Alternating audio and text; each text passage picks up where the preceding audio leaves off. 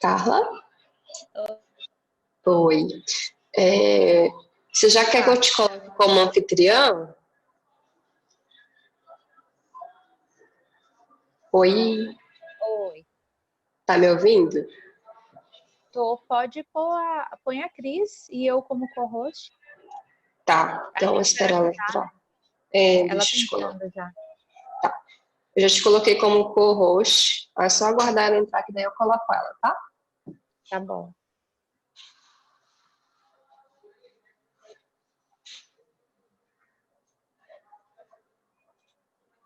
Já tem pessoas na sala, né? Já tem umas 3 pessoas.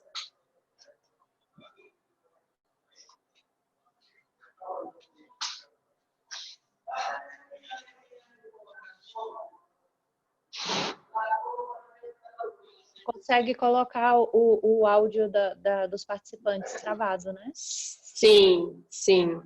Aí tem todo esse controle. Só você clica essa setinha aí perto do nome das pessoas. Aí vai aparecer as opções, tá vendo? Vamos lá. Deixa eu ver onde é isso. Clica em participantes. Aqui para mim no celular ele dá pouquíssimas opções. Eu tô pelo celular também. Ah, tá. Participantes, é porque tá ali embaixo, tá? Isso. Aí você clica aí em qualquer nome. Aí aparecem as Uhum. opções. Eu não sei se você vai aparecer as mesmas opções que eu. Acho que sim. Tornar co-host, pedir para iniciar vídeo, Tem bate-papo. bate-papo, pedir para iniciar vídeo, renomear, colocar na sala de espera e remover. Isso, exatamente. Aí tem Aí como como você desativar o som da para pessoa. desativar o som. Isso. Ó, a doutora Cris, Quando desativa, a pessoa não consegue mais ativar. isso. Eu agora vou colocar ela como anfitriã. Ela acabou Tá, de ok. entrar. Aí coloca, veneranda, a Carla também como co-anfitriã, porque a dinâmica vai ser assim. Hum, Você é mediadora, aí o Alexandre fala 20 minutos, o Marlos fala 20 tá, minutos, aí depois cada um deles fala mais 10, porque o tá, assunto é muito grande. E depois tá, a gente tá. abre as perguntas. Então, o evento todo deve durar em torno de 1h30, 2 horas, tá? Ah, perfeito. Eu já coloquei ela como co-anfitriã, daí ela pode colocar outras pessoas também para auxiliar a senhora caso a senhora queira. A senhora está como anfitriã e ela está como co-anfitriã. Ok, thanks. Tá bom? Bom evento para vocês. Tchau, tchau. Obrigada, veneranda. Obrigada, veneranda. Tchau.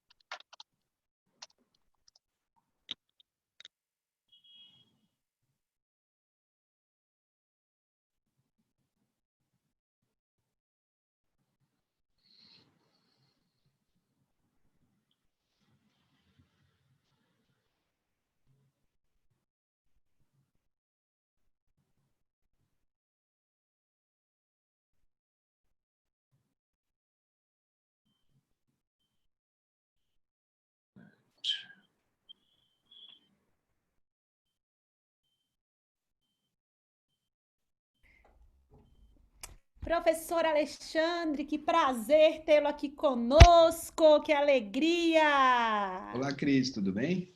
Tudo certo com Tudo você? bom? Tudo bem.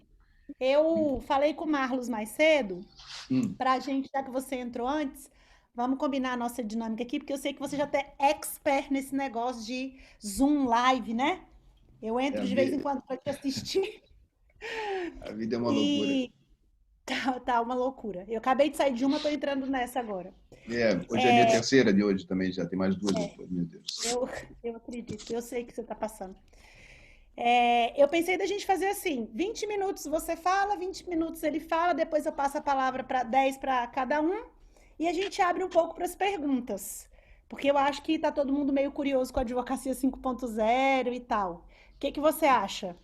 Pode ser até, eu posso falar 20 minutos, eu acho que depois a gente podia aproveitar os outros 20 para, quem sabe, já responder perguntas, quem sabe por isso. Pode Que aí ser? já, Então que tá bom. já fica mais dinâmico até para quem estiver assistindo e quiser fazer perguntas por mim, Tá, pode ser. eu vou ser só a mediadora, porque eu vou ficar só ouvindo e aprendendo com vocês. Meu Hum, caderno já está aqui do meu lado. E aí eu vou estar com o chat aqui ligado para poder ir fazendo as perguntas dos alunos também, para quem não quiser falar no microfone. tá. Só me esclarece quem é o público mesmo, que eu acabei não ligando nisso. A gente É, tem são mais ou advogados, menos né? uns 100, são advogados e estudantes, né? Porque a gente Uhum. tem uma ligação com as faculdades de Direito do Distrito Federal bem grande. Tá ótimo. Então, toda vez que a gente abre para os eventos para advocacia jovem, a gente também abre para as faculdades, tá? Tá ótimo.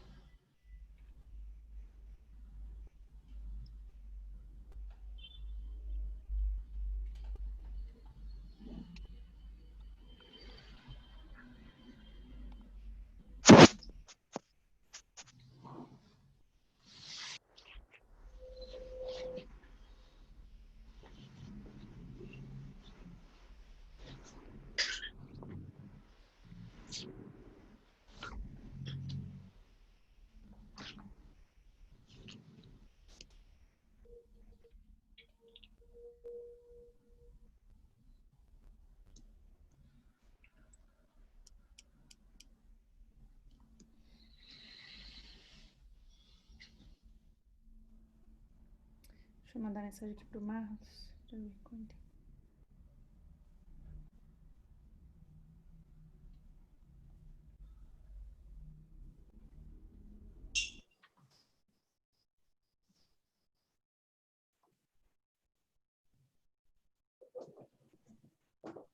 Ah, chegou o nosso amigo Marlos, querido!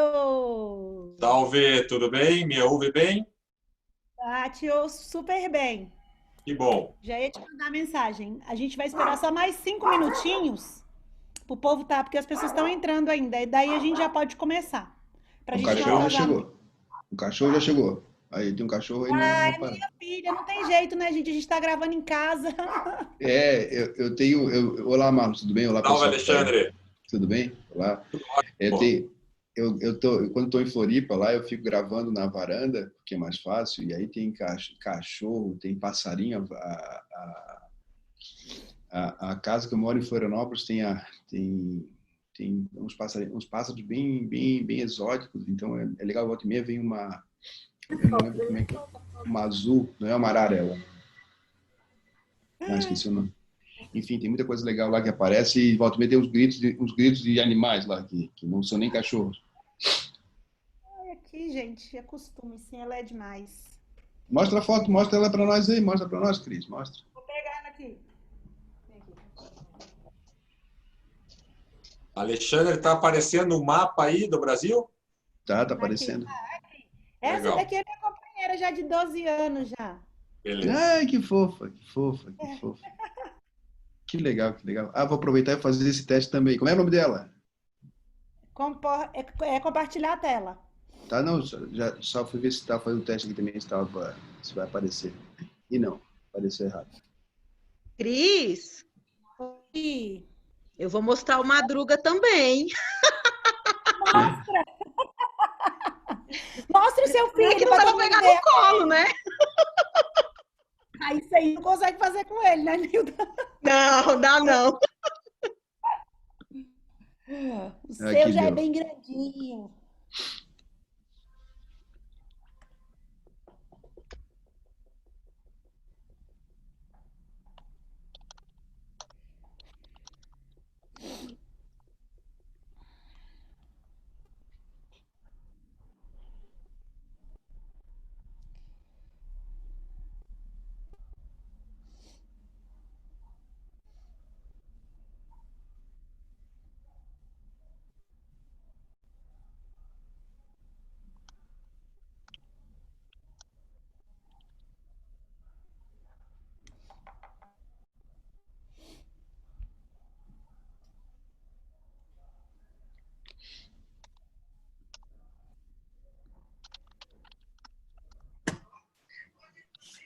Ele vai sair, o Jesus?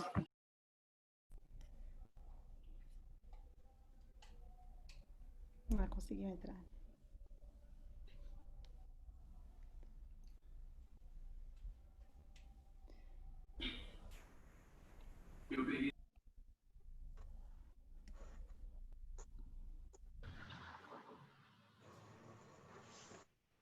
Já dá pra gente ir iniciando, pra gente não atrasar muito, né? Porque a gente tem muita coisa pra falar, viu, gente, essa noite. Então vamos lá. Carla, você tá comigo aí pra me ajudando com as pessoas que estão na sala de espera?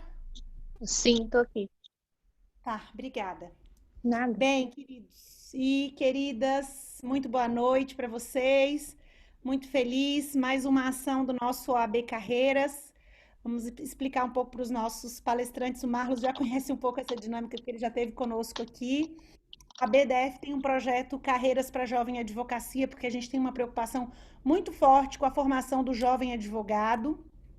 E a gente costuma, toda quarta-feira, a gente tem esse programa semanal, quer seja pelo Zoom ou lives pelo Instagram, para a gente poder falar sobre temas da atualidade. Desliguem só os seus microfones, por favor. E hoje a gente veio falar de um tema mega importante, que na verdade, são dois, né? Isso aqui daria uma vida, que é a teoria dos jogos e a advocacia 5.0. E é claro que a gente não poderia deixar de convidar as duas pessoas, o juiz mais querido da OAB, né? Eu entro nas lives dele e coloco lá, o juiz mais querido da OAB, porque assim, eu entro para poder ver qual é a OAB da vez que está chamando ele para poder falar. Porque toda semana a OAB é diferente, né? A vida está com uma correria sem fim, impressionante a quantidade de... Porque eu fico querendo participar, tem tanta gente que pede para poder participar, tem tanto amigo que a gente acaba vivendo pendurado aqui na internet. Isso aí é verdade. E aí, por isso que eu entro na sua live, sou eu que fico falando, Alexandre, juiz mais amado da OAB, porque é a OAB Sergipe. Toda semana que eu entro, ele está numa seccional diferente nossa. Eu quero fazer então, com o Acre agora, que eu nunca fiz com o Acre. Agora, só assim para a gente andar o Brasil inteiro também, né? Eu queria agradecer muito a sua disponibilidade de estar aqui conosco para poder vir ensinar para a gente. O Marlos, que já é nosso amigo querido, parceiro de todas as horas, eu já raptei ele de Curitiba para cá, porque é a segunda vez que ele está comigo aqui. Nós vamos lançar uma terceira com um projeto nacional para advocacia jovem, mas eu não vou dar spoiler, tá? E o Marlos vai estar nessa com a gente aí. Eu já convido o professor Alexandre também. Nós vamos fazer pela ESA Nacional, um projeto de formação para jovem advocacia.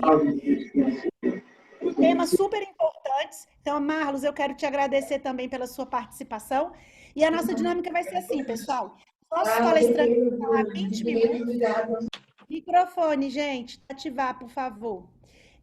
E depois a gente abre para as perguntas. Então, fiquem ligados no que a gente vai falar, porque essa oportunidade que você está tendo aqui vai ser única, talvez, na sua vida. Estou brincando que ninguém vai morrer. Mas é porque é muita coisa importante. Então, se liga que depois a gente abre para as perguntas. Você pode mandar aqui pelo chat, que eu vou passando para os nossos palestrantes. Professor Alexandre, você está com a palavra. Obrigado, Cris, pelo convite uma vez mais. É uma alegria estar com você, conhecer a sua cachorrinha de companheira de 12 anos, que está participando da nossa live, da nossa aula.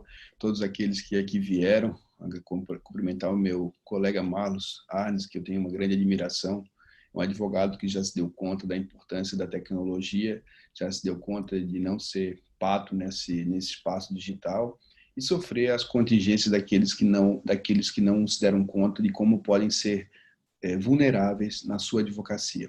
Então, eu vou falar aqui rapidamente sobre teoria dos jogos. Eu vou usar os meus 20 minutos para poder rapidamente expor o que eu penso e trabalhar numa perspectiva 5.0.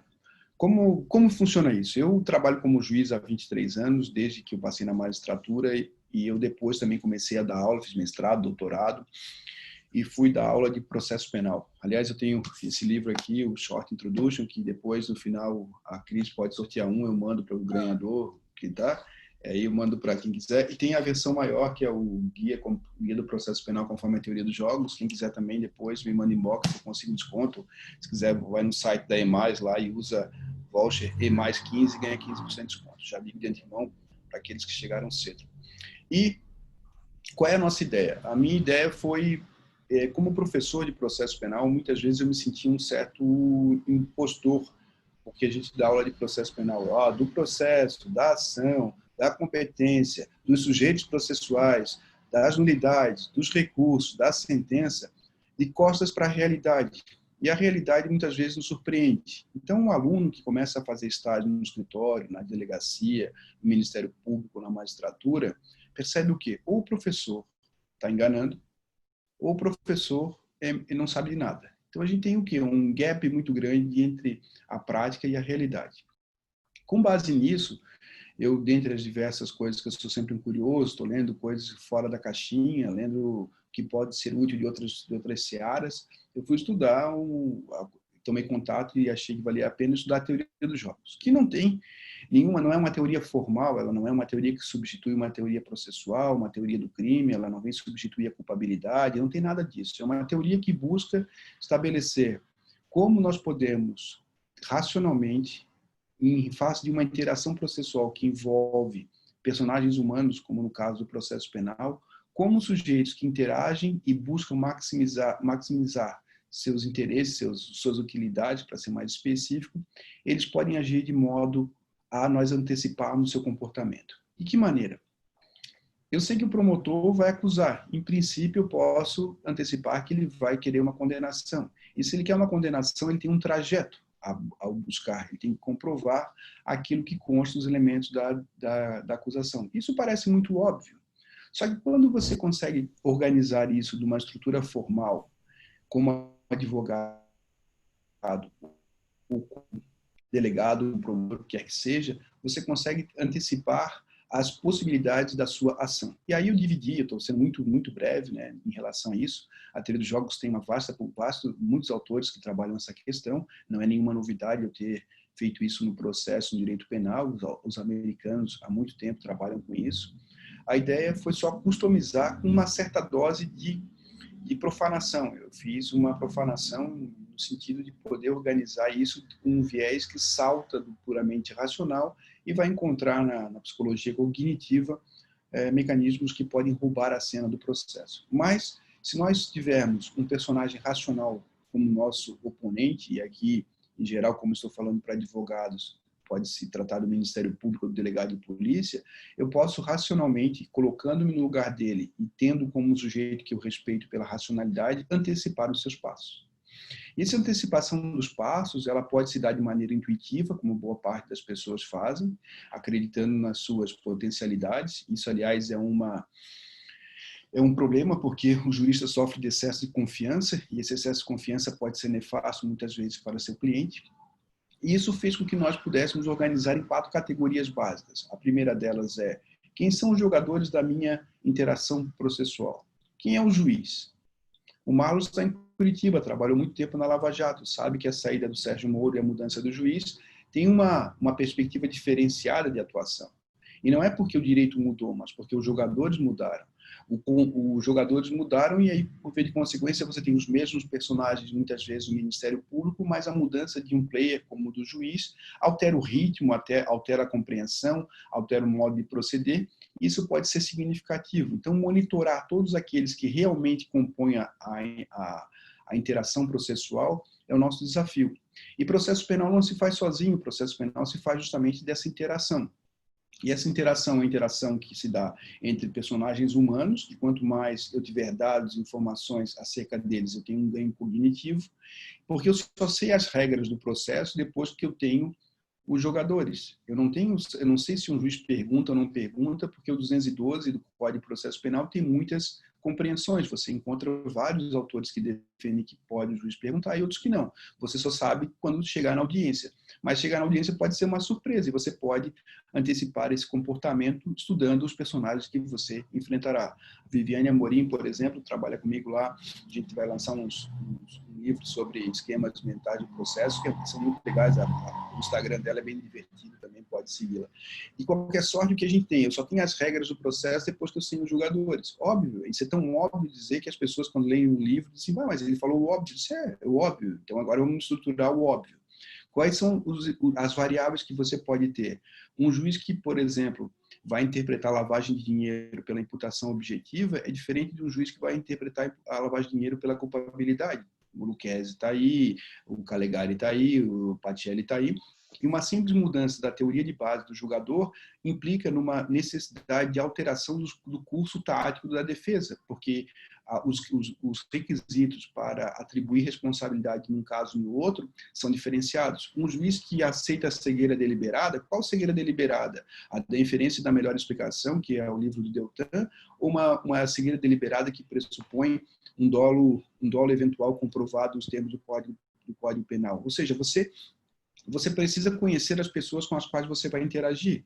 E isso é tão comum que vocês conseguem interagir com pai, com mãe, porque os conhecem muito bem. Quando se trata de parceiros e quando a gente já teve relacionamentos, mudou de um para o outro, é todo aquele primeiro momento de conhecer, de se aproximar e ter algumas surpresas. Quanto mais você conhece, você mitiga as surpresas. Depois eu preciso saber quais são os players, e eu só não falei dos players externos. Como assim players externos? No processo você tem mídia. O Malus trabalhou na Lava Jato. O Malus a mídia foi usada como uma tática de poder derrubar muitas vezes os advogados da Lava Jato. Então você tinha um novo fator. Como é que o advogado vai enfrentar a mídia?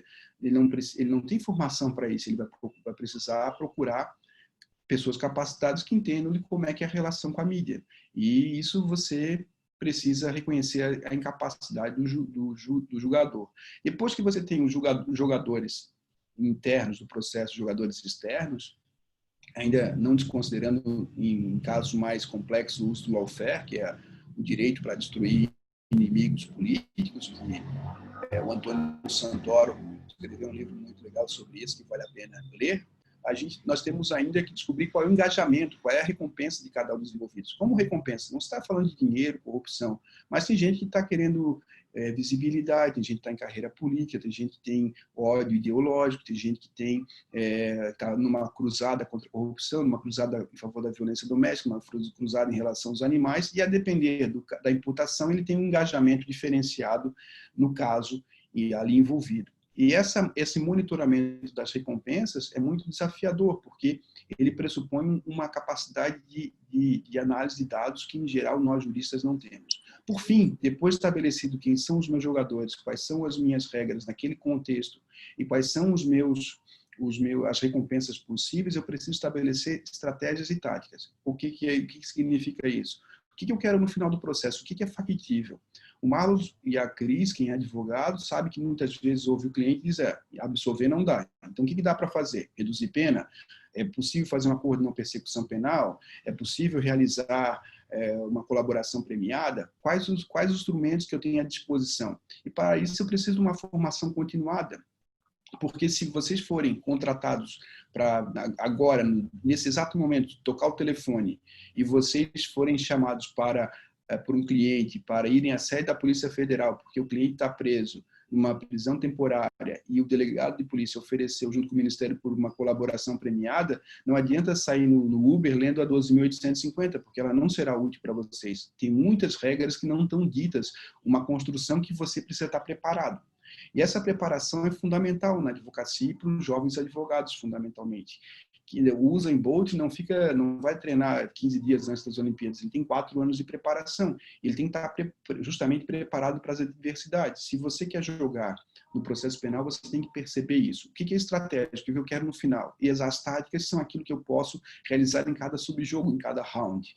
Eu tenho que me preparar para uma ouvida de testemunha. Eu tenho que me preparar para os pontos fortes, os pontos fracos, o modo como eu vou perguntar, a ordem das perguntas, se responder para um lado, para responder para o outro, dá um trabalho de si, se fudar. Mas o trabalho é justamente daquele que é profissional. E aí, no livro, eu categorizo os advogados, os promotores, delegados e juízes em 4 categorias. Os amadores, que leram lei e que acham que a legislação resolve tudo, então eles vão lá muito em fé em Deus, com a gravata da sorte, com o sapato da sorte, com a bolsa da sorte, com heurísticas de que deu certo semana passada, eu usei essa estratégia, vai dar certo. Esses são os amadores. E eles amadores acabam ganhando por sorte, e a sorte às vezes está para um lado e às vezes está para o outro.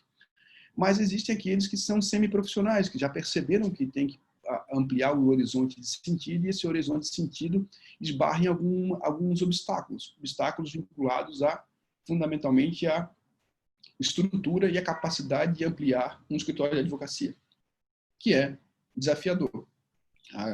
Quem está no início já percebeu que precisa de um apoio de media training para poder responder à imprensa, já percebeu que precisa de tecnologia, mas não tem dinheiro. Então, como é que vai fazer? Esse é um semiprofissional que já se deu conta do furo, ele já consegue perceber que ele vai ter que estudar o juiz, vai ter que mandar o estagiário assistir a audiência, tem audiência online, vai pedir assistir, mas ele não consegue dar o salto, que é o salto que nós chamamos do advogado 4.0, que é o uso de tecnologia mesmo. O uso de tecnologia é que o Marlon sabe, tem se dado conta disso no escritório dele, em que você precisa ampliar o horizonte cognitivo seu, não só a partir do que você consegue fazer, mas do que a máquina pode proporcionar. Então, aqui, rapidamente, para vocês, eu estou trabalhando na Univale, onde eu dou aula, com um trabalho com a Lives Hub, com um convênio com a Lives Hub, e essa Lives Hub é uma empresa que faz avaliação de riscos em processo. Então, aqui é um processo de plano de saúde, por exemplo, em que a gente vai avaliar o risco dessa ação. Então, essa avaliação de riscos, ela tem indicadores que são analisados, os fatores de risco, fatores de pontos fortes, pontos fracos. Nesse caso específico, a empresa teria 26% de chance de ganhar. Depois nós vamos avaliando os riscos vinculados ao segurado, a negativa de cobertura, inerentes à operadora, aspectos inerentes ao processo. Depois você cria um novo padrão, cria a possibilidade de criar uma linha com MCDAC, que é multicritério decisional, cria materiais que vêm acima associados a isso, que são pareceres, recomendações técnicas, documentos. E sugiro que a análise do processo não seja uma análise intuitiva, que nem tudo fique na cabeça do jogador, mas que ela possa ser feita com uso de tecnologia. E aqui você tem algumas limitações próprias da ausência de orçamento, não tem um budget para poder executar. Boa parte dos advogados já se deu conta hoje que não basta cobrar os honorários, que já conhece um pouco da experiência americana, sabe que você teve um amigo meu esse dia que foi preso nos Estados Unidos, o advogado chegou, cobre tanto por hora, e eu quero saber quanto é que eu tenho de orçamento para a investigação defensiva. A investigação defensiva, no teu caso, eu acredito que nós precisamos fazer pesquisa em Big Data em relação à suposta vítima, nós precisamos fazer isso, aquilo, outro, cada um deles custa tanto, mas eu não tenho dinheiro, então escolhe o que você vai fazer. Na minha ordem de preferência são essas. Sem essa investigação defensiva, nós não temos cartas para poder apresentar ao Ministério Público para fins de plea bargain, nem para fins de arquivamento. Se você quiser esperar o processo, é uma questão sua. A minha opinião técnica é que você precisa disso. Então, separar o que é uma atividade do advogado, uma atividade que é própria da investigação defensiva, que é uma novidade para todos nós. Eu tenho um podcast, se vocês quiserem lá ouvir o Criminal Player, e tenho Dúvida Razoável também, que é com o Francisco, e o Criminal Player com o Auri Lopes Júnior. Nós temos vários episódios curtos, são de 15, 20 minutos no máximo, em que nós falamos dos temas atuais, dentre eles investigação defensiva. Aliás, eu gravei um recente com o Franklin Roger, que vai entrar no ar, fiz com o Gabriel Bulhões, enfim, vários professores, inclusive o Marlos já participou conosco desses episódios. Tem o Improvável da Jana Matida também, que é um baita podcast em que você pode trabalhar exclusivamente provas, estándares probatórios e coisas do gênero. Por fim, e o que eu vim falar para vocês, para finalizar, que é o advogado 5.0, que é o que a gente chama hoje do advogado superinteligente, do advogado que consegue estar hiperconectado, mas não está hiperconectado em bobagem, ele não está hiperconectado em questões relevantes, ele consegue fazer filtros em que ele possa usar essa hiperconexão que a tecnologia nos fornece de maneira focada, de maneira estratégica. Ou seja, ele tem uma articulação para a qual o principal ativo dele, que é o tempo e a atenção que ele pode dispor, seja empregado de maneira eficiente. Essa advocacia 5.0 pressupõe, portanto, um salto que vai para além do salto de se dar conta da tecnologia, mas de usar desde metodologias adequadas no seu escritório. Por exemplo, a metodologia Scrum, que é mais fácil, que é SCRUM, que é usada nas startups e é usada em vários lugares. No meu gabinete, a gente usa isso. Ninguém senta na minha frente para tomar cafezinho, nem perguntar como é que está o dia, como é que foi o final de semana. É pá e bola, é 30 segundos, o cara tem que fazer um pitch, de botar o problema que ele tem, qual é a dor que ele tem, como é que a gente pode resolver. Enfim, a gente não tem essa esse modus operandi, que é um modus operandi que toma muito tempo de um dia que é curto e tem que ser hiperconectado. Ninguém, por mais que nós tenhamos cordialidade, interesses, tem momentos para isso, e trabalho é trabalho e pode ser muito mais útil. Nós fazemos roadmap de cada situação, nós podemos fazer um roadmap legal do processo, e isso faz com que a gente tenha um salto cognitivo em relação à possibilidade de leitura do contexto, utilizando tecnologia que vai não só verificar os casos presentes, mas para o futuro. Como assim para o futuro? E aí eu termino para o Marlos, jogando a bola para o Marlos. Como assim para o futuro? O Marlos, por exemplo, pode ser contratado por um cliente em face da Lava Jato, por exemplo, para levantar a Lava Jato. E ele pode se valer hoje de produtos que já tem no mercado, como que fazem gráficos em relação às relações posteriores. Então, ele sabe, por exemplo, que caiu a Maísa, e depois ele vai lá, ele foi contratado pela Maísa. Então, ele foi contratado pela Maísa para defendê-la num caso, por exemplo, de lavagem de dinheiro. Mas, quando ele vai estudar o caso da Maísa, ele já sabe que a Maísa, para frente, teve conexões com o João, com o Hugo, com a Carla. Então, ele já pode até perceber a prospecção de clientes, se ele é um super advogado. Se não é um super advogado, ele tem que esperar que os próximos que vão cair no dominó sejam descobertos, tem uma operação que a Maísa o indique para que ele possa realizar atividades dessa ordem. Então, na sequência da defesa ampliada da Maísa, ele pode já ter um horizonte maior de atuação, inclusive para mitigar danos. De sorte que nós temos aqui 4 momentos: o momento pré, que é o momento do compliance, o momento da investigação, que impõe investigação ofensiva e investigação defensiva, investigação em geral praticada pelo Estado, a ação penal e a execução penal, que também tem a possibilidade da revisão criminal. Eu tenho trabalhado, possa colocar essa estrutura da teoria dos jogos no aplicativo, a gente está bem forte nesse aplicativo, para que você possa ter um dashboard desse para emular o seu processo, colocando técnicas de SWOT, de pontos fortes, pontos fracos. O que falta aqui? Falta aqui um investigador particular para fazer isso, falta aqui um perito em tecnologia para fazer isso. Onde você pode buscar? Então, criar uma árvore de decisão defensiva, uma árvore de decisão acusatória, que, na verdade, o aplicativo não é para a defesa, mas é para todos aqueles que jogam no processo penal, e dando-se conta também da investigação, que para nós é o novo palco do processo penal, dada a possibilidade de acordo na persecução penal em quase 80% dos tipos penais em vigor no Brasil. Eu termino sugerindo essa leitura, agradeço a todos pela paciência de me ouvir, e o livro do Gabriel Bulhões é muito legal sobre investigação defensiva, o Franklin Roger, tem muita coisa boa, o Edson Baldan, por exemplo. E o que saiu recentemente, eu fiz o prefácio, foi o livro do André Luiz Bermudes, que saiu pela Imagem, todos esses livros são pela Imagem Editora. O André Bermudes é delegado de polícia, professor da academia, escreveu um livro, A Investigação Criminal Orientada pela Teoria dos Jogos, mostrando como os delegados jogam o tempo inteiro, como um simples adiamento do indiciamento faz com que haja uma restrição do advogado e do investigado aos autos do processo, mas com todas as técnicas que a polícia usa, rastreamento, detonação, concêntrica, e como hoje em dia tem outras técnicas de looping, desde falando do modelo Hyde até o modelo PICE de interrogatório, enfim, ampliando o horizonte cognitivo. Não, o que nós aprendemos de processo penal, de alguma maneira, está congelado no modelo de processo penal que não funciona hoje na prática forense. E o desafio nosso é promover uma evolução cognitiva, porque o Ministério Público Federal, o Ministério Público Estadual, hoje, do ponto de vista tecnológico, estão relativamente bem aparelhados. Se trata muitas vezes de uma luta entre Golias e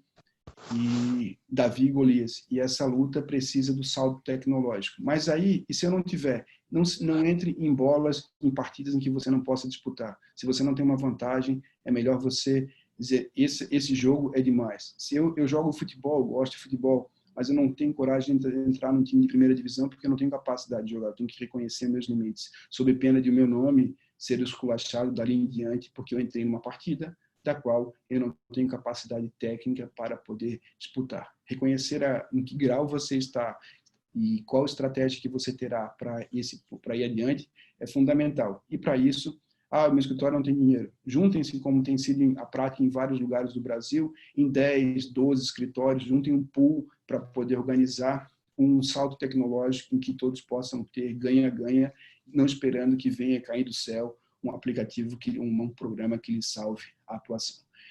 Feito isso, muito rapidamente, eu sou o Mané, falo rápido, devolvo a palavra à Cris, agradecendo a todos que me ouviram nessa noite. Obrigada, professor Alexandre, foi ótimo. Você é do meu time, dos que falam rápido também. Os alunos ficam vidrados na aula, né? Nem piscam assim. Muito obrigada, já anotei um monte de coisa aqui, porque eu estou aprendendo também. Mas vamos ouvir agora meu amicíssimo Marlos, porque eu tenho certeza que vem mais novidade por aí, pessoal. Vamos lá, time. Agradecer muito a Cristiane, a OAB de Brasília, dizer para todos vocês que eu sou fã da Cristiane, da OAB do Distrito Federal, e dizer para vocês também que eu sou muito fã do Alexandre, que eu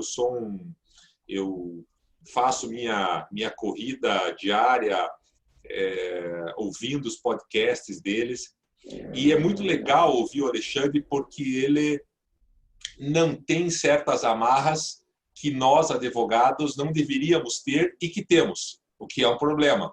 Então, você dizer, por exemplo, que o processo é um jogo, para nós, advogados, muitas vezes é difícil admitir isso. Fica, de certa forma, feio.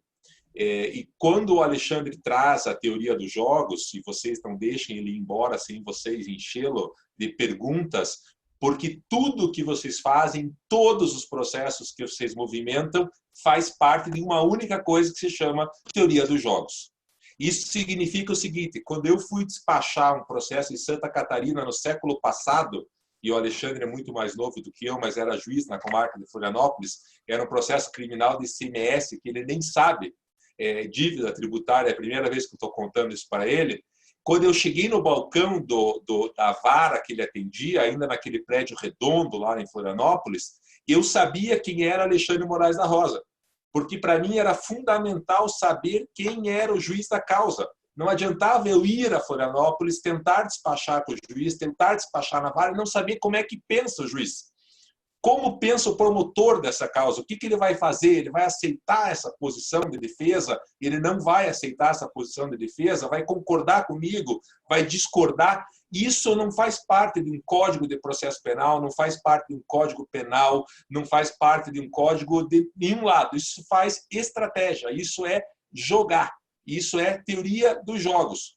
E quando eu leio os livros que o Alexandre escreve sobre a teoria dos jogos, os podcasts, eu me vejo, porque eu milito na advocacia de 1991 até hoje, 2020, e pretendo ir mais 30 ou 40 anos atualizado, 5.0 esse ano ainda, mas vou a 6, 7, 20.0. Por quê? Porque eu gosto de jogar. Eu gosto de jogar e ganhar. Eu gosto de jogar e aprender com as derrotas. E isso faz parte de uma teoria do jogo, isso faz parte de uma estratégia processual. E aqui eu vou mostrar para vocês como que isto que eu falei para vocês que eu fiz no século passado em Florianópolis, de conhecer o juiz, hoje o robô faz para você. Então, hoje, a advocacia 4.0 é uma advocacia que exige que você use uma tecnologia que te leve a informação. Não faz sentido mais você digitar Alexandre Moraes da Rosa e descobrir quem é o Alexandre Moraes da Rosa. Você digitar lá ministro Schietti e vir quem é o ministro Schietti, oriundo do Ministério Público, etc. Você vai contratar, vai fazer, vai ter no teu escritório um robô que vai te dar essa informação sem você ter que fazer essa pesquisa, porque você ensinou o robô a fazer isso com as informações que você jogou. Agora vejam em que ponto que nós estamos. Vejam só como é chocante a situação que nós nos encontramos. Eu vou abrir para vocês aqui uma tela e vocês vão ficar, tenho certeza, tão chocados quanto eu fiquei quando localizamos essa pesquisa hoje. Enxergam o mapa do Brasil? Sim, Cris? Legal. Então, neste mapa do Brasil, nós temos os escritórios de advocacia que utilizam LOTEX. ou Legal Tech? No fundo, a mesma coisa que a gente precisa agora. Sistemas, softwares de gestão. Primeiro, não existe pesquisa no Brasil. Segundo, a OAB não tem esses dados. Terceiro, ninguém está preocupado com isso. E quarto, a CESA, que é a Sociedade de Advogados, fez essa pesquisa com 649 respostas no Brasil inteiro. Verifiquem aqui, ó, Mato Grosso, 0%, Mato Grosso do Sul, 0%, Goiás, 0%, Tocantins, 0%. E aí nós vamos onde bate o teto, 38% em São Paulo. Quer dizer, nós temos 38% de escritórios de advocacia que utilizam low-tax ou legal-tax por Estado brasileiro.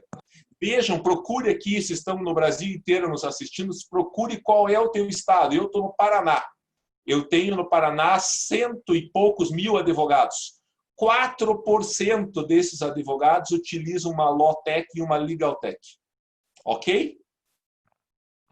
Eu vou deixar de compartilhar essa tela por 1 minuto e nós vamos pegar uma segunda tela muito rapidamente, que são estes dados de forma consolidada. Me enxerga, Cristiane? Os dados? Legal. Então, nós temos 78% dos escritórios de advocacia no Brasil que não utilizam Low-Tech ou Legal-Tech. Guardem esse dado, guardaram o dado do seu estado. Eu estou no Paraná, guardei 4%. Você está no seu estado, guardou e guardou aí que 78% não utiliza. Ok? Volta na fala do Alexandre. Você é amador, você é semi-profissional. Onde é que você está dentro das categorias que ele trouxe para vocês? Se você não trabalha com low-tech, você não serve nem para amador. Quer dizer, se eu tenho um escritório de advocacia, tem uma única pessoa, que é você, e você ainda não tem uma gestão de escritório de advocacia, com software de gestão de escritório de advocacia, você está fora do jogo. Esqueça. Nós estamos aqui na advocacia 4.0 e você está lá na 2.0, porque a 1.0 é aquela que vocês foram ensinados na faculdade. Não vou falar nós, porque eu sou formado em 1991, portanto, eu sou do tempo da Constituição Federal. Nós estávamos lá em 87 aprendendo direito constitucional com a Constituição anterior à atual Constituição, portanto, me esqueçam. Mas neste jogo aqui que vocês estão, se vocês não têm Low-Tech, gestão, software de gestão, vocês estão no 2.0. 2.0, vocês estão a pé, não tem como competir. Ok? Se quer jogar Champions League, você não vai jogar Champions League se você for profissional. Você tem que ser um profissional treinado, preparado, o melhor. E para isso você precisa esquecer a faculdade, porque a faculdade, como o Alexandre te disse, ensinou você a abrir um código, ler um código e não te ensinou sequer a interpretar esse código. Muito menos a resolver o problema do cliente, muito menos a ter raciocínio jurídico. Todas essas habilidades vocês estão buscando aqui, hoje, na fala do Alexandre de Teoria dos Jogos, na minha de Advocacia 5.0, no curso de amanhã de Compliance e assim sucessivamente, para vocês se habilitarem ao jogo. Portanto, a gente pensar numa advocacia hoje sem ser amador, sem você ser um semi-profissional, se você quer ser um vencedor na advocacia, você precisa sim conhecer a lei, conhecer os códigos, mas você precisa estar na advocacia 4.0, que é a advocacia de hoje. Não adianta contratarem o Marlos na maior operação do país, que foi a Lava Jato, eu ir no balcão da 13ª Vara Federal aqui em Curitiba, receber um HD e esse HD não rodar no meu computador. Não adianta eu receber toda uma carga enorme de ligações que foram feitas e a polícia apreendeu, a polícia dizer o que está lá dentro, o Ministério Público dizer o que está lá dentro e eu não ter equipe para ouvir o que está lá dentro. Significa dizer o seguinte, na primeira operação que eu fui contratado, eu coloquei dentro do meu escritório para aquela operação 20 pessoas, desde um perito médico até um período fonético. Eu não sabia, eu era amador naquele momento. Quando aquela operação, que não tem nada a ver com a Lava Jato, era uma operação ainda lá no final dos anos 90, caiu dentro do meu escritório, porque alguém me indicou, eu pensei, como que eu faço para me contrapor ao Ministério Público para me contrapor à Polícia Federal. Eu só faço isso se eu tiver uma estrutura igual ou melhor do que a do Ministério Público e do que da Polícia Federal. Não adianta eu ser igual ou melhor que os meus concorrentes. Isso é problema dos meus concorrentes, eu não estou disputando com eles. Eu estou disputando com quem é o meu oponente, que é o Ministério Público na denúncia e que é a Polícia Federal na investigação. É deles que eu preciso dar o nó na estratégia para que o juiz, lá na ponta, decida a meu favor. E nisso tudo entra, estou também tentando falar rápido, em que pese não ser tão rápido quanto o Alexandre e a Cris, mas porque isso me empolga, isso me deixa muito vibrante, porque eu acredito que o processo é uma estratégia. Você não pode, por exemplo, promover 10 habeas corpus contra a mesma decisão do juiz. O juiz é gente. Pensa lá, Vládia Freire, você como juíza recebe o terceiro habeas corpus em cima da mesma situação. Pô, tudo que cair na tua mão desse advogado, no resto da tua vida, você vai negar. Por quê? Porque você é agente, você não aguenta esse cara enchendo a paciência. Isso faz parte da estratégia, porque você pode querer tirar o juiz do sério. Pode ser que seja importante para a tua estratégia tirar aquele juiz do processo. Então, quando vocês assistiram lá, por exemplo, os embates entre o Cristiano Zanin e o juiz à época, o Sérgio Moro, se você perguntar para o Zanin, ele pode dizer: era uma estratégia minha ficar em cima, pressionando a cara da decisão. Ele não fez aquilo por acaso. Aquilo fazia parte de uma estratégia dele, ou do cliente dele, ou dos dois, e é isso que vocês precisam entender. Quando a gente mudar para a advocacia 5.0, é quando aquele mapa do Brasil tiver uma percentagem de pessoas. Vejam, nós estamos falando de 78% dos advogados no Brasil que não utilizam uma gestão de software. Você sabe o que isso significa? Quando esse quadro mudar um pouco, e nós tivermos mais gente chegando na 4.0, vocês que estão aqui hoje vão querer já estar na 5.0. E a 5.0 é uma utilização maciça disso, mas é também uma volta do ser humano para o centro do processo. Porque no 4.0 a gente está vivendo uma internet das coisas, um direito das coisas, uma coisificação do réu. Quando Nelson Meurer morre na cadeia com Covid, ninguém julgou Nelson Meurer. Julgaram um número, julgaram uma coisa. Que coisa era essa? Era um réu da Lava Jato. Essa era a coisa. Na advocacia 5.0, a gente vai trazer a pessoa para o centro da tecnologia. Não vai mais a tecnologia estar à frente, o número estar à frente. Nós vamos comandar o número. É nós controlando o robô, fazendo o robô trabalhar para nós. Esse é o caminho que nós vamos. Eu falei, Cris, 22 minutos, conforme prometido, e agora eu acho que é legal a gente ouvir o pessoal todo que está nos vendo. Vou concorrer com o Alexandre, afinal de contas ele não é advogado, é juiz, eu preciso fazer com que ele me dê uma decisão favorável.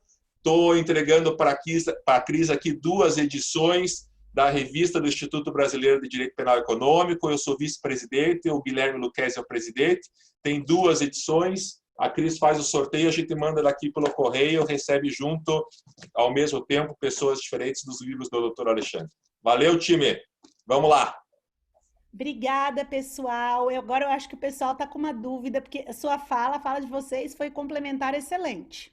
Só que a advocacia jovem ela tem um problema muito sério, que é a falta de recursos iniciais para poder começar a trabalhar com todas essas ferramentas, né? Então, hoje a gente está trazendo conhecimento.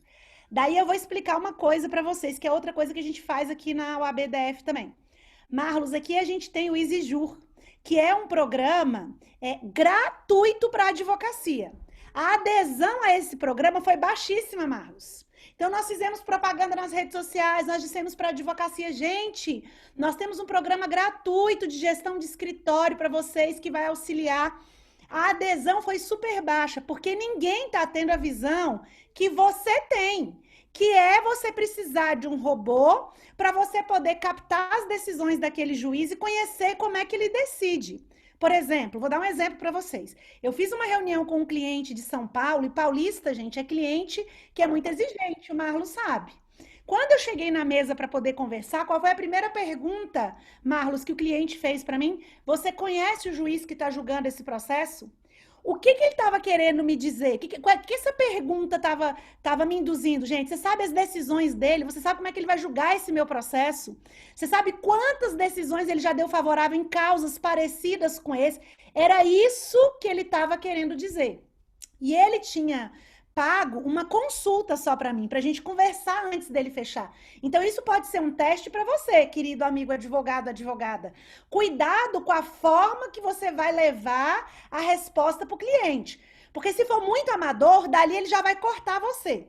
E aí a dica que eu tenho para dar é a seguinte também, isso não depende de você estar num ambiente suntuoso, que não é isso que o Marlos está falando, de você ter uma mega estrutura, aqui em Brasília você está no Lago Sul, não depende disso, depende de você aderir ao sistema de software gratuito da OAB para você poder utilizar.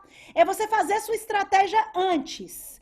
Então, isso é uma coisa que a gente tem falado muito no Carreiras. Marlos, eu já convido você para poder dar essa matéria inicial para mim, para os nossos alunos da residência jurídica, que é de formação para advocacia jovem, exatamente para poder mostrar isso. Que não precisa coisas muito complexas para você prestar um serviço de muita qualidade para o cliente e você despontar para aqueles que ainda estão na advocacia 2.0.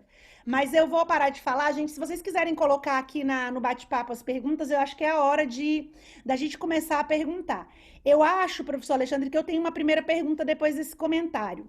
Quando a gente fala em teoria dos jogos, a gente pode... Deixa eu te interromper antes de você jogar a pergunta para o Alexandre. Posso, bem informal, como a gente está? Claro! Bem rapidinho. Vejam o exemplo da Cris aqui, pessoal, é o seguinte. A EasyJur, ela também tem aqui, ela também está aqui no Paraná, o mesmo tipo de serviço, a gente conhece, é um serviço super legal, recomendado. Vejam o seguinte, a conclusão que ela chegou, os advogados não se atentaram para a necessidade da tecnologia. Então, a visão da vice-presidente da OAB é a visão que a EasyJur concluiu, não na OAB do Distrito Federal, concluiu no Brasil todo. Ela conclui que os advogados estão longe da tecnologia porque não enxergaram a necessidade. E, evidentemente, para tranquilizar vocês, os recém-formados, que estão aí até 5 anos da advocacia, evidentemente, vocês estão começando o campeonato. Ninguém vai jogar a Champions League no primeiro ano, no segundo ano. Vocês vão ter o tempo, vocês estão no melhor momento, não é para ninguém se desesperar, desligar aqui e lá cancelar a OAB. Pelo contrário, quem está aqui, os 50 que estão aqui, 100 inscritos, se nós tínhamos 100 inscritos, tem 50, 50 não estão nem assistindo o jogo. Os 50 que estão aqui estão dentro do campo jogando bola. Vocês têm a chance de perguntar para o Alexandre, para a Cris, para mim, para a gente bater bola. Esse é o jogo. Desculpe, Cris. Vem a pergunta para o Alexandre. Tem, já tem uma pergunta aqui no chat. Deixa eu fazer aqui a pergunta. É o Felipe, é um aluno querido, que pergunta o seguinte: minha dúvida vai nesse sentido. Quanto ao software que você utiliza para organizar as informações dos players, juízes, você mesmo alimenta ou o próprio software procura as informações deste? Essa é a pergunta, Marlos. Eu acho que essa pergunta é para você. Vou contar para vocês a experiência de uma operação da Polícia Federal. Você joga uma operação da Polícia Federal dentro de determinados softwares e ele te entrega por cliente. É um sonho de consumo. Quer dizer, nós estamos trabalhando aqui num processo que tem 10 mil laudas com 34 réus. Eu sirvo essa petição eu coloco essa petição, essa denúncia dentro de um sistema faço a parametrização disso, porque vocês têm que lembrar, a máquina ela não pensa, ela nunca vai pensar.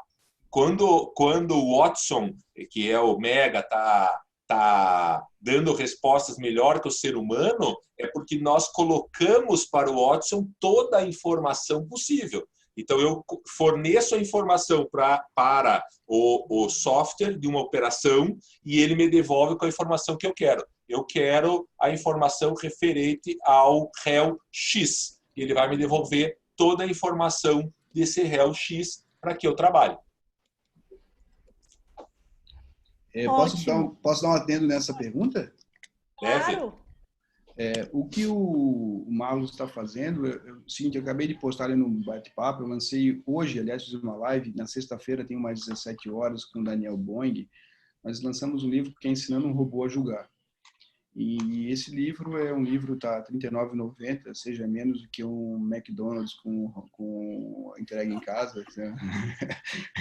Faz o regime, para de comer porcaria, ainda pode ler alguma coisa legal, em que nós procuramos diminuir esse fosso da má compreensão do que vem a ser a máquina. Para chegar ao ponto em que o Marlos consegue fazer a máquina ler um processo, ele dá a partir das entidades que ele elenca, que ele vai poder dar uma resposta com uma acurácia razoável, ele demorou um certo tempo para poder preparar, organizar, abastecer e coisas do gênero. Então, hoje em dia você tem algumas empresas no mercado, eu tenho trabalhado com a Ademir Piccoli, do Judiciário Exponencial, e o laboratório que eu pesquiso na Univale, o Spin Law Lab. A gente tem trabalhado com muitas empresas que oferecem esse tipo de serviço, desde dossiê de juízes, desde dossiê não no sentido de ser aquele dossiê antigo, mas um dossiê de decisão, que é comum. Quando você vai pegar os Estados Unidos, isso é comum. Você tem várias empresas hoje online que oferecem esse tipo de serviço. Afinal de contas, se o juiz é o Hugo Jordani, eu preciso saber como é que ele funciona. Então, eu posso fazer uma pesquisa analógica de um 2.0, procurar no site as decisões, eu posso contratar isso que já tem sido feito. Porque a máquina ela não tem compreensão e ela não tem entendimento. A máquina tem inteligibilidade. Ela consegue inteligir. É o máximo que ela faz. Quem quiser depois ali, eu posso mandar para a Cris ou botar aqui os links. Tem alguns textos meus na internet de artigos que eu escrevi recentemente, ensinando sobre metodologia MCDAC, que é uma que eu gosto muito, que eu mostrei para vocês, que eu escrevi com Alexandre Mendes e com Otacílio Isaías da Rosa, que a gente emulou as decisões quando eu fui juiz da infância, a máquina, depois de 1.300 tentativas, decidir igual como eu fazia. Tem um artigo meu também que é a questão digital, que está online, que você pode buscar, está até no meu blog lá na rede Medium. Então, tem muita coisa que faz isso. Não pode esperar milagre da máquina. Para o Marlos chegar a esse ponto de conseguir entender, ele precisou. Muito bem, eu reconheço uma incompetência minha. Eu não sei nada de tecnologia. Então, eu vou estudar. Eu posso pegar, botar Google, inteligência artificial aplicada ao direito. Ou ele faz como ele, pegar alguém que já tem uma trajetória, contratar alguém para ser um tutor dele, para poder dizer, ó, isso vai, isso não vai. Eu tenho participado de vários eventos, e tem um escritório que eu gosto muito, do Paulo Maximilian, que é um advogado, em que eles tinham quase 300 advogados. Hoje eles estão com 2 dígitos, com 50 e poucos advogados, porque eles têm robô para tudo, robô para ler a petição inicial, robô para fazer a contestação, robô com supervisão humana, mas são advocacia em massa, claro, então não é uma advocacia artesanal como essa que o Marlos faz. Mas para quem for atuar no crime, até essa estratégia é uma estratégia diversionista, tem que estudar um pouco a teoria da guerra, estudar táticas de guerra, porque quando você... Imagina o seguinte, vamos tirar o crime e vou imaginar assim, o cível, tá? Eu entro com uma ação contra a Vládia Freire. Aí ela é advogada da ré. Eu pego e junto 2 terabytes de dados num HD.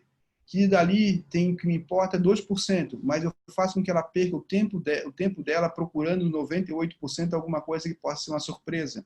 É uma tática diversionista, em que eu vou alocar tempo e disposição dela, porque ela vai achar que tem alguma coisa. E isso se faz muito no crime, quando você entrega volumes assustadores. E se não tem uma capacidade de processamento, você não pode jogar. Mesmo quando se joga em situações que seriam aparentemente iguais, o Brasil levou 7-1 da Alemanha, então pode sair de goleada, você pode levar goleada, mas quando você está nessa área não tem custo. Aí o que eu acho que vale a pena dar uma olhada? Eu vou botar aqui o endereço de um site que eu acho que vale a pena consultar, que é o do etsbrasil.org. É do Gabriel Bulhões, em que ele coloca várias tecnologias que estão à disposição do advogado, em que você pode, de maneira free, tem muita coisa aberta, tem muito open source, tem muita coisa que pode ser utilizada.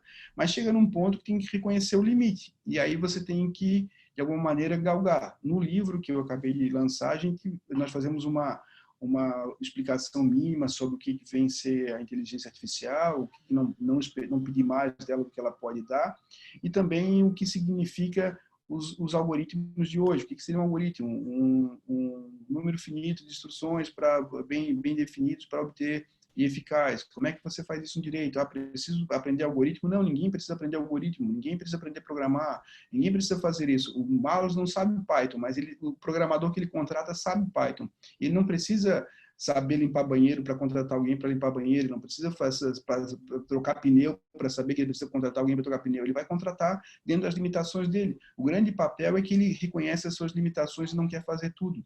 Então, saber esse diálogo entre a tecnologia e isso é muito legal. A gente na universidade, aí eu termino, no segundo semestre lá, quem quiser me seguir no Instagram, a gente vai no Spin Law Lab, nós vamos fazer uns encontros abertos do grupo de pesquisa para situar os leitores os alunos acadêmicos nessa nova perspectiva.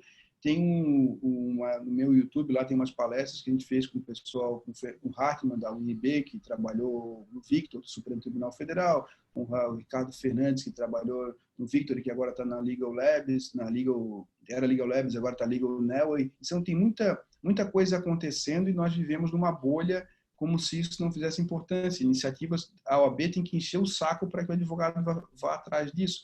O legal de vocês estarem aqui já disponibilizando é perceber que quanto mais vocês tiverem isso, vocês têm uma vantagem. E aí, eu termino mesmo dizendo o seguinte, ó, se eu tiver uma vantagem competitiva, nesses 3% do escritório de advocacia, 4% do Paraná, os 4% ficam quietinhos, ninguém conta. E quando você vai disputar com o outro, você tem uma vantagem que o outro nem sabe. Então, esse que é o desafio. A tecnologia, o cara está com um carro que parece um Fusca, mas, na verdade, tem um motor de Ferrari. E você não sabe nem de onde é que vem o tiro, como é que ele descobriu. O Marlos, quando foi falar comigo, eu nem sabia que ele tinha ido falar comigo lá como juiz, mas o que ele fez? Ele fez na época que era possível. Hoje, ele não precisa sair de casa para contratar produtos como esse. Então, esse hub que a OAB tem feito e essa perspectiva de utilizar, tem muita coisa barata, tem muita coisa fácil de ser feita e que acaba não sendo por puro desconhecimento mesmo. Eu acho nessa que tem uma linha pergunta... aqui, desculpa. Fale, Marlos. Nessa linha que o Alexandre está colocando, vejam que interessante que é a democratização do direito. Nós temos acesso hoje a toda informação. O Alexandre está sugerindo aqui o livro Ensinando o Robô a Julgar, custa R$ 39,90. É o preço lá do Big Mac. Quanta informação você tem disponível na internet, disponível no Google, informação boa, balizada, custo zero, custo barato. Quer dizer, nós estamos falando de democratização da informação. Agora, não dá para advogar sem você ter a informação. Alguém perguntou aqui, o Thiago Mendes, qual o primeiro passo em um processo penal que um bom player tem que dar? O primeiro passo é lá da advocacia 1.0, eu tenho que conhecer a lei, eu tenho que conhecer o código.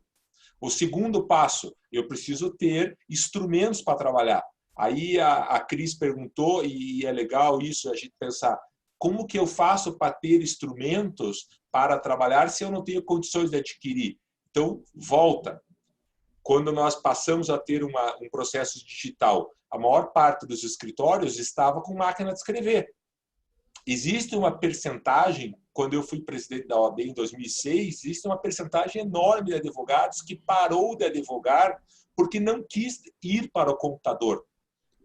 Quando a gente passou a ter um processo digital, nós perdemos uma outra parte dos advogados que não aceita o processo digital. Agora nós estamos caminhando para uma robotização.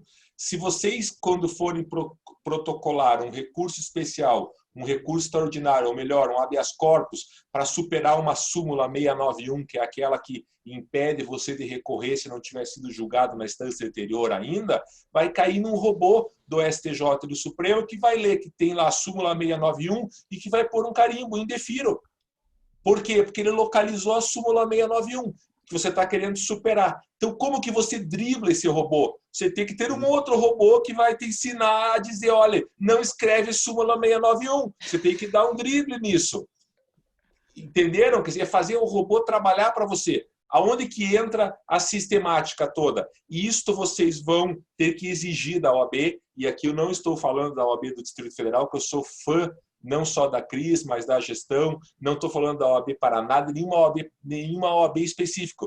Mas a OAB, de forma geral, apesar de eu estar na OAB, me perdoe, a OAB, de forma geral, ela está em 1898. Ela ainda não descobriu que a gente passou do ano 1900, quem dirá dos anos 2000.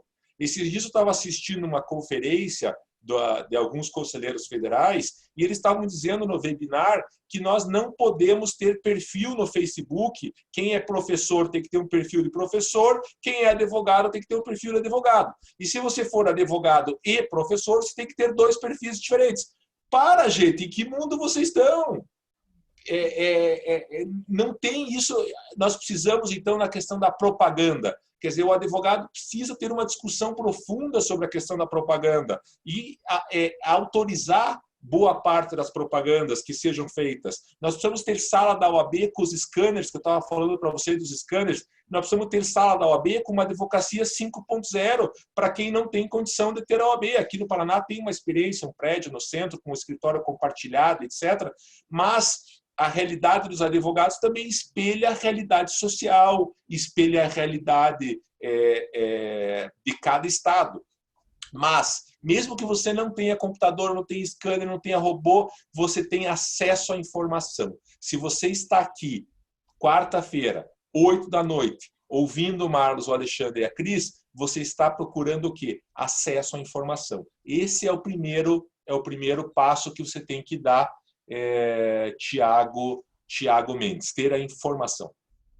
Eu acho que tem uma coisa aí que a gente pode falar também, gente, que é outra preocupação da advocacia jovem, e eu volto de novo à discussão da falta de recursos.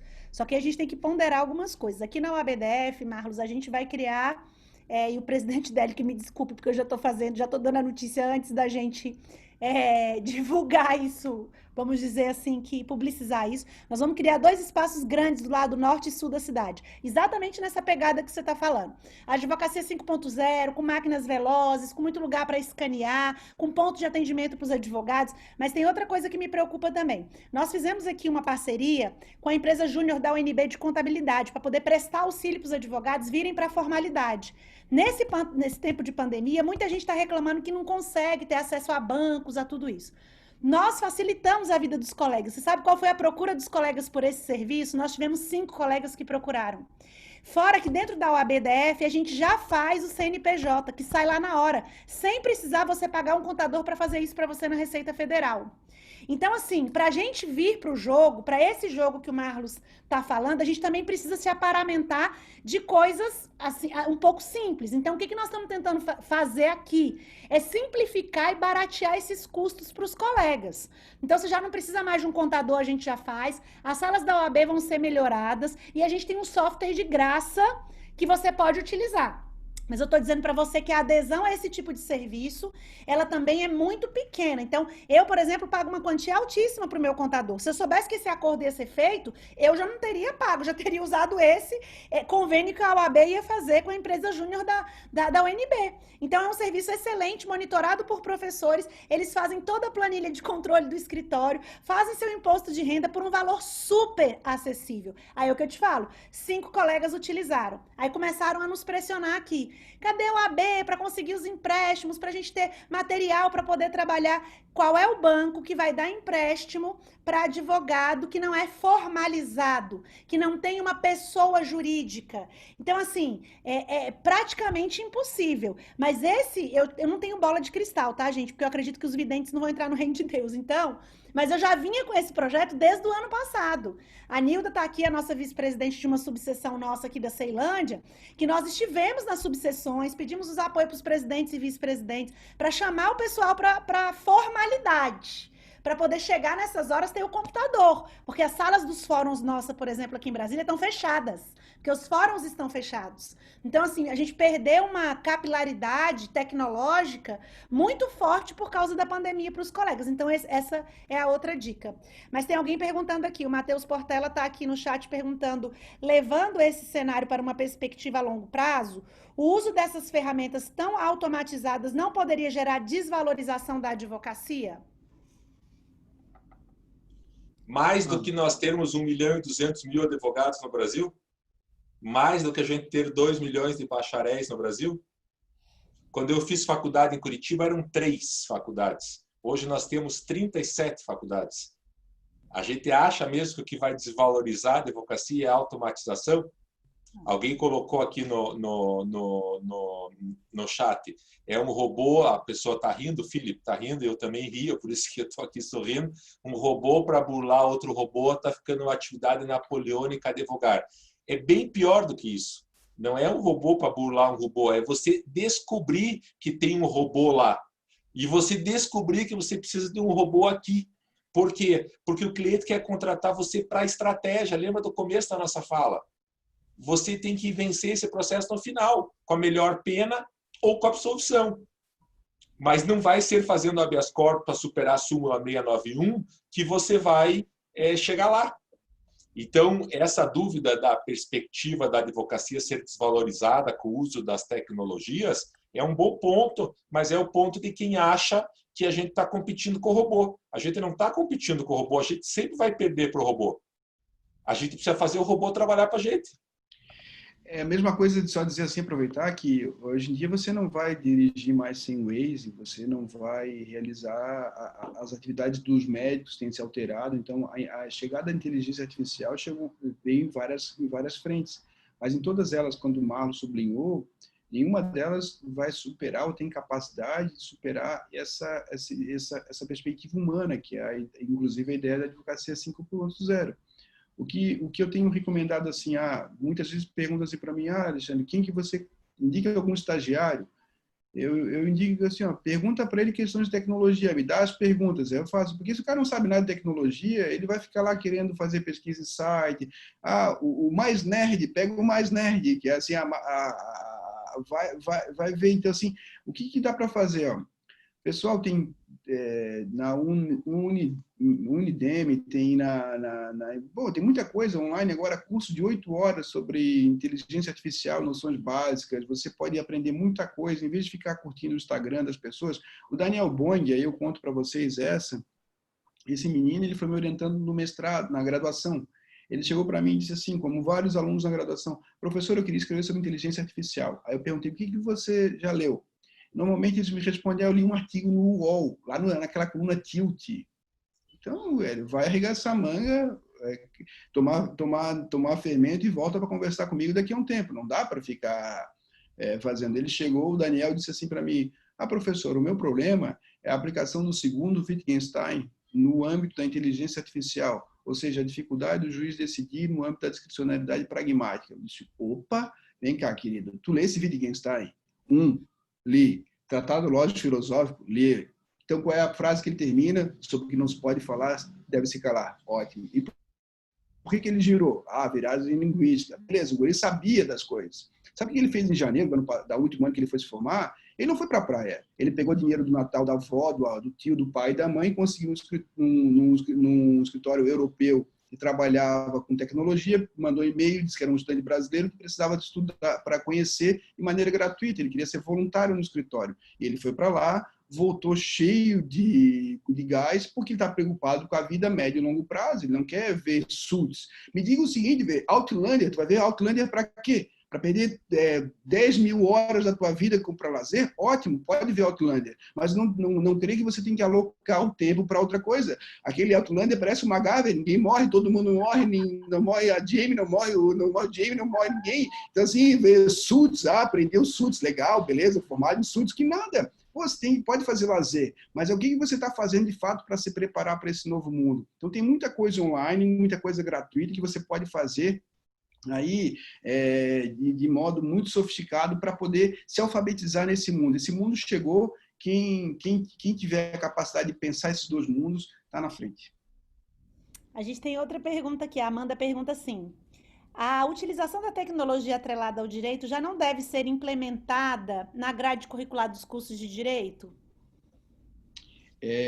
Bom, essa pergunta eu queria fazer. Tem a Data Science Academy, que é Data Science Academy, tem um curso de 8 horas gratuito de inteligência artificial que está aberto hoje. Então, em vez de ficar depois da live aqui fazendo alguma coisa, vai lá e faz o curso hoje e amanhã. Você já tem o primeiro certificado, coloca...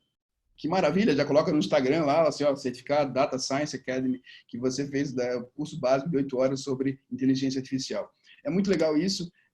Eu faço parte de um novo projeto, que a gente tem o seguinte, Já coloco aqui para você aqui no chat o nome do site.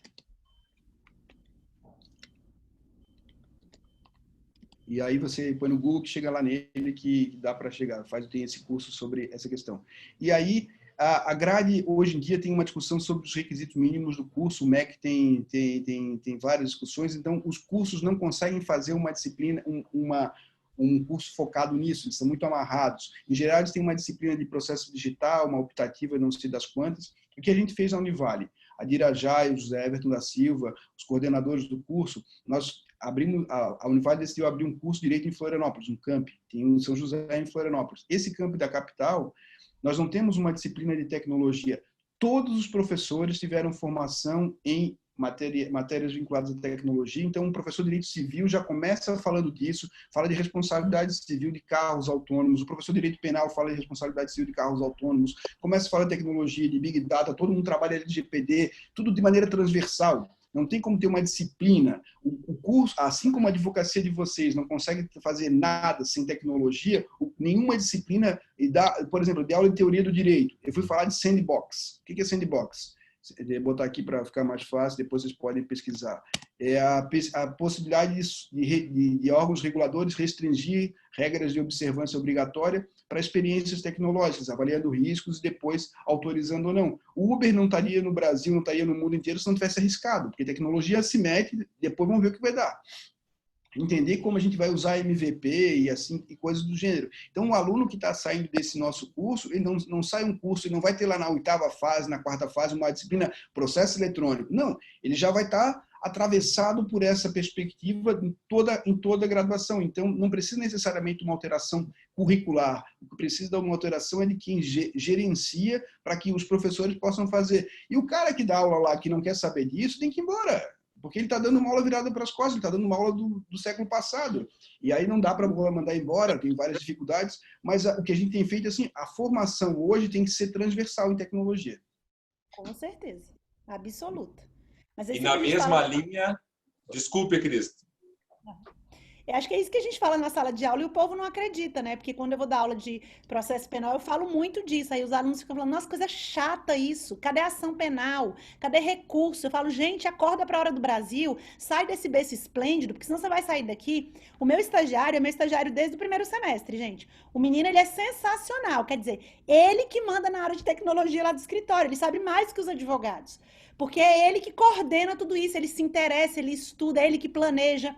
Então, assim, eu acho que, e eu falo para ele, Pedro, a sua vaga aqui está garantida, porque eu não posso mais viver sem ele, porque ele virou a alma da tecnologia. Tudo de processo eletrônico é ele que manja, e ele está atualizado, ele faz todos os cursos. Então, assim, eu acho que a gente também tem que tirar um pouco a responsabilidade, Amanda, da faculdade, apesar de eu ser adepta dessa transversalidade que o Alexandre está falando, e também trazer um pouco para a gente, a autorresponsabilidade. O que eu tenho que fazer pelo meu futuro? Que é isso que nós estamos tentando fazer com vocês aqui hoje. Tira a responsabilidade do outro, traz para você, faz o seu planejamento de carreira e voa para chegar a ser presidente da República. É isso aí.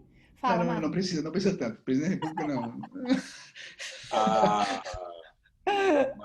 A Mariana Michelotto, que está aqui assistindo conosco, trabalha comigo, está me lembrando que está discutindo na FGV, no mestrado, a solução para casos de crimes envolvendo carros autônomos. Esse é o exemplo do que o Alexandre está dizendo. Você achar que você vai discutir o crime de roubo, você... Tudo bem, vai viver, vai ter a tua renda, vai ser um advogado legal, vai assistir o Suits, assim que fala, ou a outra série, e não... Mas carro autônomo com crime, você não vai precisar saber programar o carro, mas você precisa saber o que a gente está falando de tecnologia.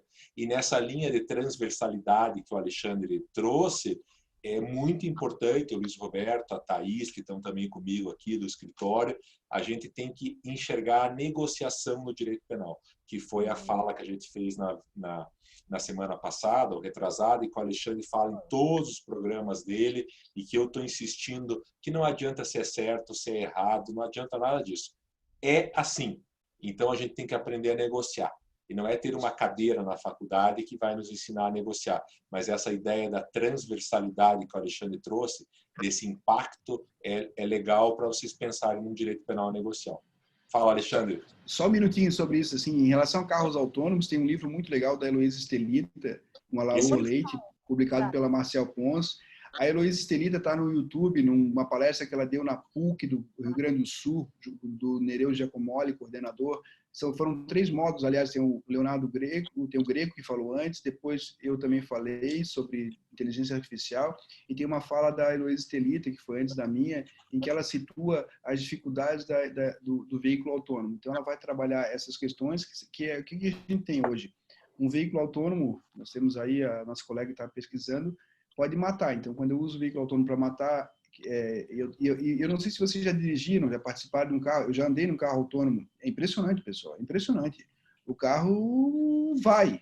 Então, não é aquele piloto automático que a gente tem acostumado no nosso carro, a gente coloca a velocidade, aperta o botão, ele fica em ciência, meteu o pé no freio, ele para. Não, o carro autônomo faz curva, atravessa, faz o que for. Então, para na sinaleira. E isso tudo tem uma discussão que não vai chegar no Brasil. Aconteceu isso, como você pode correr atrás para tentar resolver. Mas o grande desafio é estar preparado. O que é estar preparado?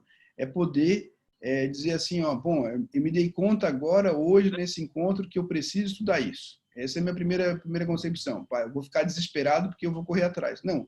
Faz o seguinte, olha para todo mundo que não se deu conta disso, você está muito na frente. Arregaça a manga. Quanto mais você tiver possibilidade de estudar, você dá um passo adiante. E faz o seguinte, aproveita, em janeiro, pede um estágio no escritório do Marlos, lá em Curitiba, para poder... É verdade.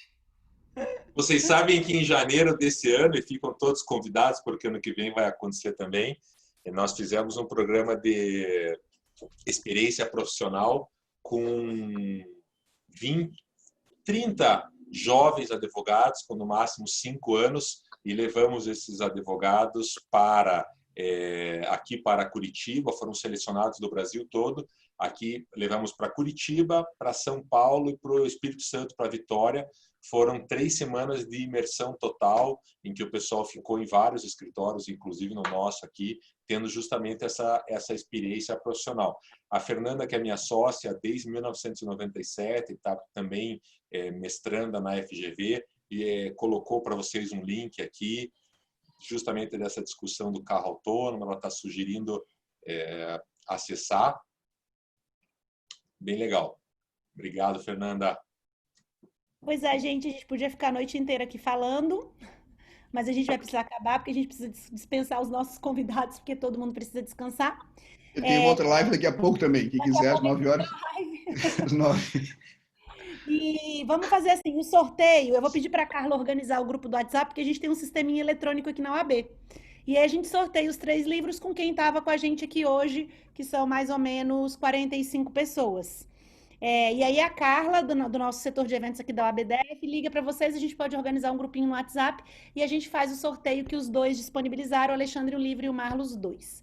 Ok? Quero agradecer todo mundo pela participação, continua acompanhando aí a UABDF, que a gente tem muita novidade ainda esse ano para vocês. E o Conselho Federal vai lançar a grande novidade do ano, agora em agosto, que vai ser uma mega mentoria para mulheres e com certeza nós vamos falar da Advocacia 5.0. Então, já estou dando spoiler também, porque eu não consigo, gente, ficar guardada para mim. Quero agradecer ao professor Alexandre pela gentileza dele, o Marcos é um amigo super querido.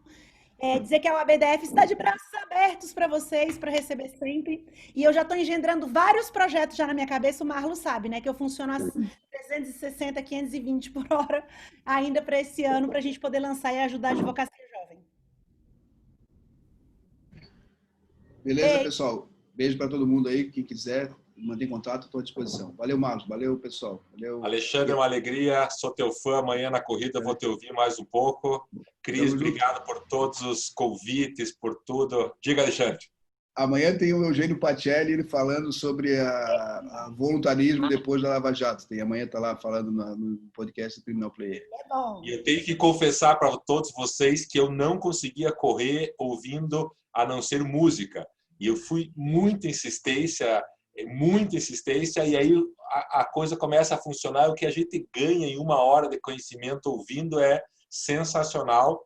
Agradecer a todos vocês, uma alegria. Marlos Arnes de Oliveira, ou Marlos Arnes nas redes. Me sigam, falamos e vamos continuar conversando. E Cris, viva, obrigado por tudo. Alexandre, eu só não vim de camiseta hoje porque está frio. Você vê, ó, sem gravata, sem paletó, em tua homenagem. Só que tá 11 graus. Em Curitiba eu tive que pôr uma, né? Também vai morar em Curitiba, né, pô? Vai morar em Curitiba. Fazer o quê? Pessoal, um grande abraço. Abraço, valeu, obrigado. Tchau, tchau.